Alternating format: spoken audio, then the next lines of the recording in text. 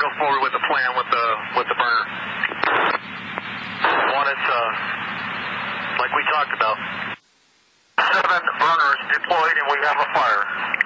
Copy, 7 burners deployed and we have a fire. Police say the phrase burner referred to a grenade-like canister containing flammable tear gas. In another recording that was aired live on the TV station KCAL, a police officer can be heard in the background shouting, "We're going to burn him out," and "burn it down."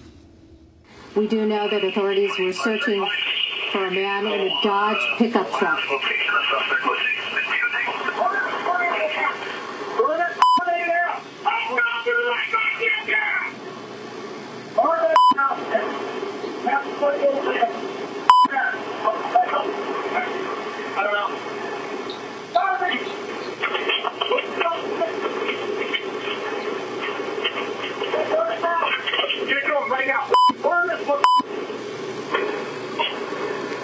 Police officers understandably upset.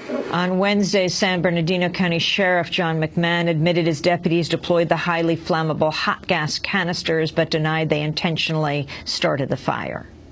I can tell you that it was not on purpose. We did not intentionally burn down that cabin to get Mr. Dorner out.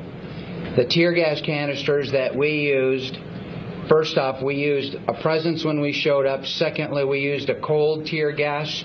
Then we used, the next tear gas was that was pyrotechnic. Does generate a lot of heat.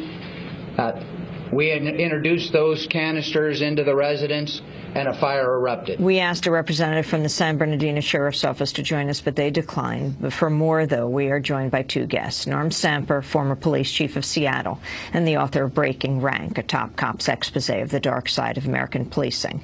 And in Washington, D.C., we're joined by Radley Balko, a senior writer and investigative reporter for the Huffington Post. He's author of the forthcoming book, Rise of the Warrior Cop, The Militarization of America's Police Forces, which is due out in July.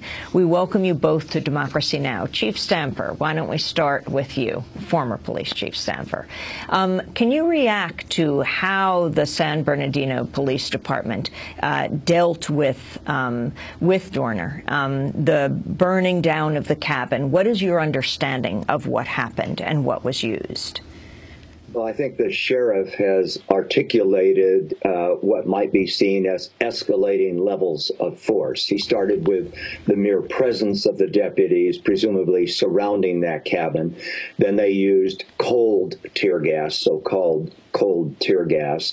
And then they went to the pyrotechnic version, or the incendiary version of CS gas. And whether it was intentional or not, a very predictable outcome of deploying 7 burners in what appears to have been a wooden cabin would predictably leave it in rubble. And what's your assessment of that? Do you think they should have done that? You know, I'm not going to second guess it, but I think over the days and weeks ahead, it's imperative that that agency and the rest of the country, all of us riveted by what happened there, understand what decisions were made and why they were made. I can tell you that I'm troubled by the use of incendiary chemical agents. By definition, these pyrotechnic versions of tear gas start fires. They are intended for outdoor use. They are not intended for contained structures, particularly wooden structures.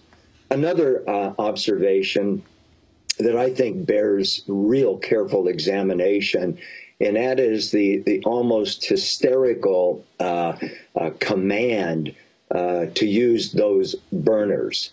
The expletives that were used begin to suggest that emotion rather than professionalism, rather than a calm and deliberate approach to extracting Mr. Dorner, if in fact that was possible, were simply not used.